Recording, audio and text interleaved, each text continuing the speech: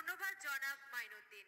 সম্মানিত উপস্থিতি, এখন প্রদীপ্ত প্রশিক্ষক সম্মাননা প্রাপ্তদের পক্ষ থেকে বক্তব্য রাখবেন প্লাম্বিং ট্রেডের প্রদীপ্ত প্রশিক্ষক মিস রাজিয়া সুলতানা।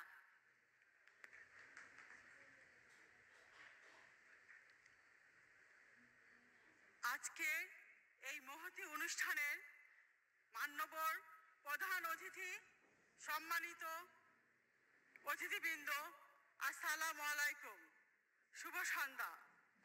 আজকের এই দিনটি আমার পেশাগত জীবনের অন্যতম গুরুত্বপূর্ণ স্মরণীয় একটি দিন। আজ আমি প্রদীপ্ত প্রশিক্ষক হিসেবে পুরস্কার পেয়েছি। এই পুরস্কারটি আমাকে অনেক অনেক সম্মানিত করেছে। আমি খুবই আনন্দিত এবং গর্বিত। সেলফের প্রশিক্ষণের বিশেষত্ব হলো সাস্টেনেবল আর্নিং জেনারেশন তৈরি করা। এখানে প্রশিক্ষণ নিয়ে প্রশিক্ষার্থীরা যেন চাকরির পাশাপাশি উদ্যোক্তাও হতে পারে, তাই ব্যবসা সংক্রান্ত বিষয়গুলো পাঠদানের অন্তর্ভুক্ত রয়েছে। আমাদের অনেক প্রশিক্ষার্থী বায়োগ্যাস প্লান্ট, বর্জ্য ট্রিটমেন্ট প্লান্ট প্রজেক্টগুলোতে কাজ করে। আমি তাদের কাছ থেকে বিভিন্ন তথ্য পাই এবং নিজেকে সমৃদ্ধ করার চেষ্টা করি। সেফ প্রশিক্ষণে বিকেটিটিসি ঢাকাতে আন্তর্জাতিক অ্যাক্রিডিটেশন বডি সিটি অ্যান্ড গিলসের আওতায় সার্টিফিকেশন করা হয়েছে। Plumbing and pipe fitting trade থেকে প্রশিক্ষণ নিয়ে আমাদের অনেক ছাত্র বিশ্বের বিভিন্ন দেশে কর্মরত আছে। বর্তমান যুগে প্রয়োজন বাস্তবমুখী প্রশিক্ষণ, যাতে একজন প্রশিক্ষার্থী হাতে কলমে কাজ শিখতে পারে এবং যে কোনো সমস্যা সমাধানে সক্ষম হতে পারে। তারা প্রশিক্ষণ নিয়ে সম্মানজনক পেশায় নিয়োজিত হয়ে আশাব্যঞ্জক উপার্জনের পথ নিজেরাই তৈরি করে নিতে পারে। আজকে আমি আন্তরিক কৃতজ্ঞতা জানাই সেফ কর্তৃপক্ষকে। সেফের দিক নির্দেশনা আমার পথের পাথেয়। সেফ প্রশিক্ষকদের মান উন্নয়নের জন্য দেশে বিদেশে ব্যাপক প্রশিক্ষণের ব্যবস্থা করেছে, যা দক্ষতা উন্নয়ন প্রশিক্ষণ ব্যবস্থাকে অনেক উন্নত করবে এবং আন্তর্জাতিক পর্যায়ে নিয়ে যাবে। আমি মনে করি আজকের এই পুরস্কারটি গুণগত প্রশিক্ষণ প্রদানেরই স্বীকৃতি।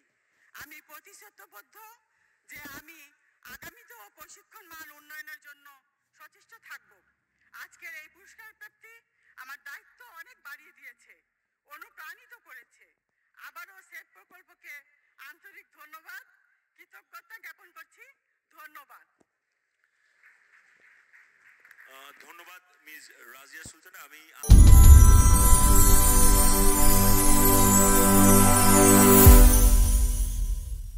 সম্মানটা দেওয়ার কথা আমাদের প্রশিক্ষকদের সম্মান, এবং যারা এখানে শিক্ষানবিদ যারা আছেন ওনাদেরকে সেমভাবেই আর কি স্নেহ করা।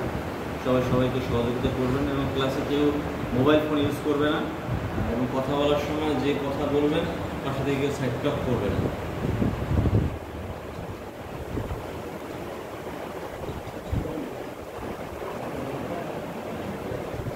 ফলাফল বিবেচনা করা, পরে কথা বলা, স্থান কাল পাত্র বুঝে কথা বলা।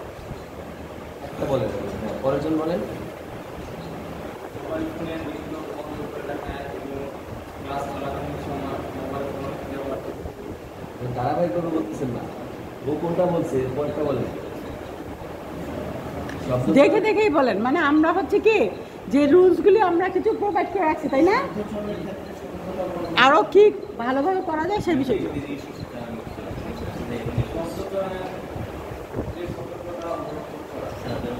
পরেরজন বলেন, পরেরটা বলেন।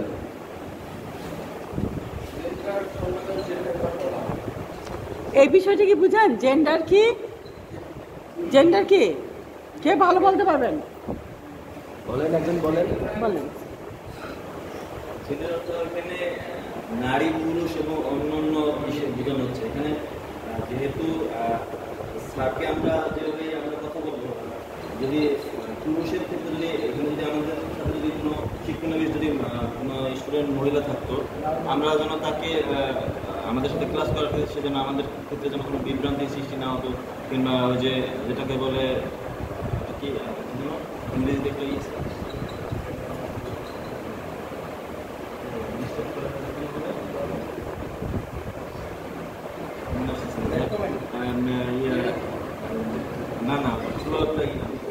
ইফটিজিং, সেখানে ইফটিজিংয়ের শিকারটা যেন না হয়।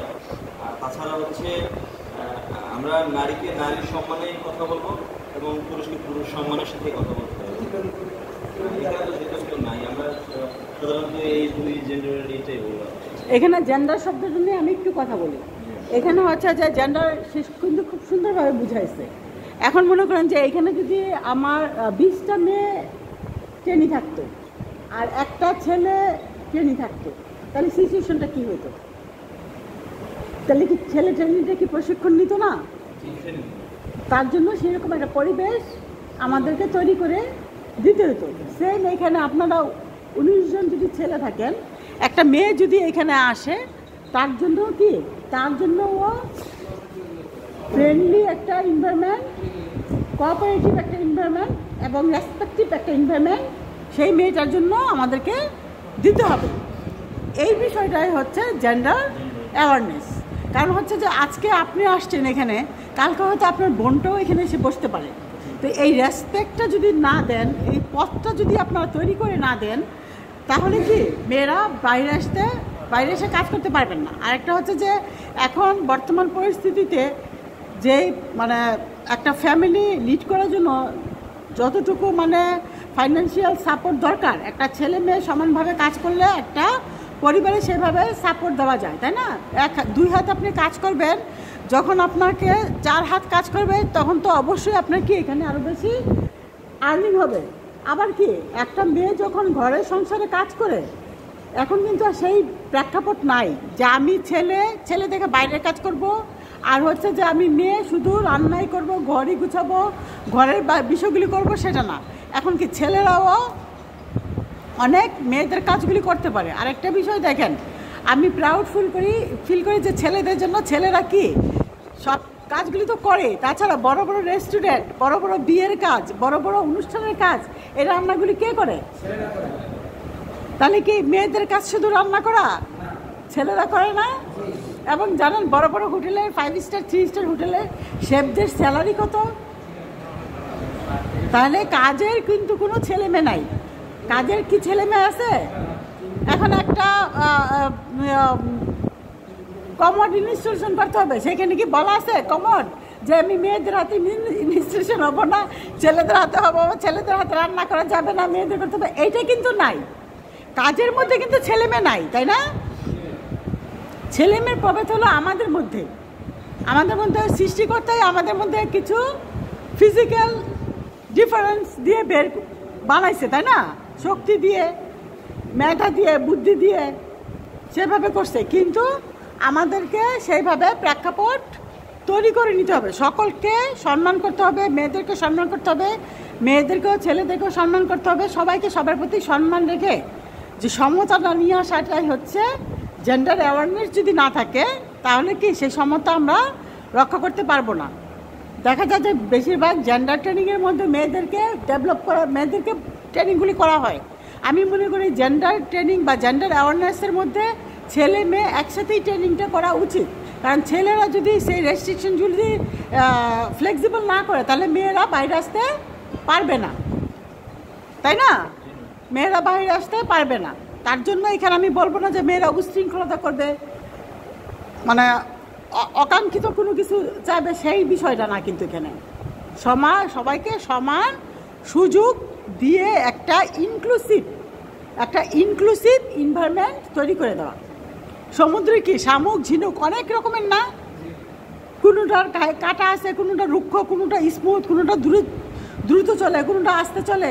এই যে শামুক ঝিনুকের মতন সবগুলোকে একসাথে সমাজে কি কেউ উপজাতি যারা আছে তারা কিন্তু আমাদের সাথে ফ্যামিলিয়ার হওয়ার জন্য কিন্তু তাদের একটু অবশ্যই কালচার ডিফারেন্স আছে, তাই না?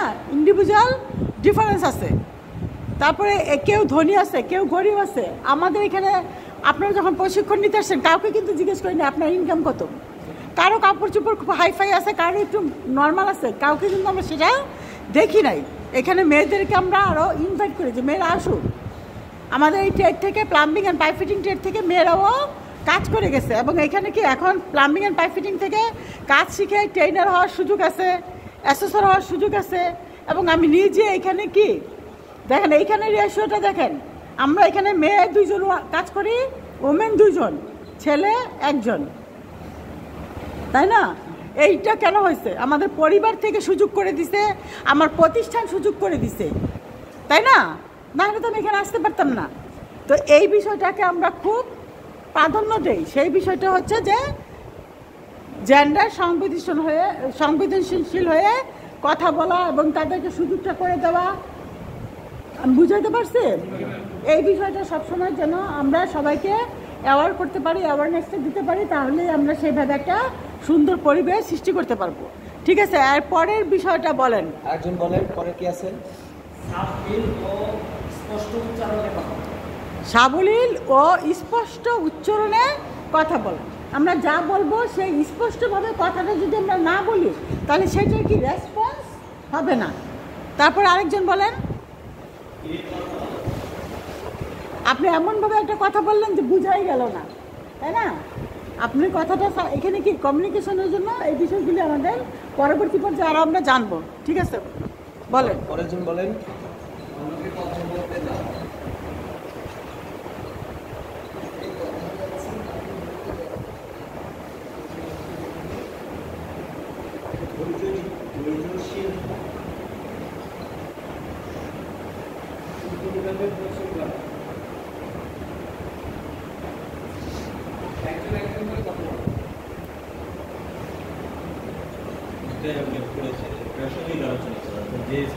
প্রাসঙ্গিক আলোচনা করা হয়, বাদ করেছে। পরে কে আছেন কর্নারে? লাস্টে বলেন, লাস্টে কে আছেন?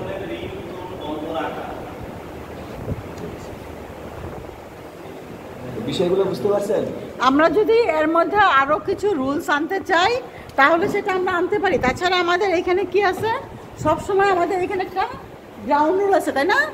এই গ্রাউন্ড রুলটা একটু বলেন, একজন বলেন তো দেখি।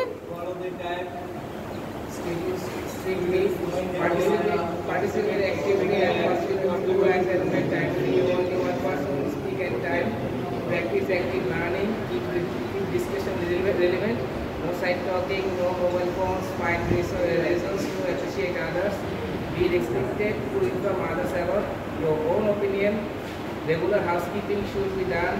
Rules should be maintained regularly. Respect the trainer. ঠিক আছে, তাহলে আমরা আরও কিছু অ্যাড করতে পারি, তাই না? আমাদের প্রয়োজনে আরও কিছু অ্যাড করতে পারি। এই বিষয়টাই আমরা এখন ডিসকাস করে আরও নতুন কিছু পয়েন্ট নিয়ে আসবো। ঠিক আছে।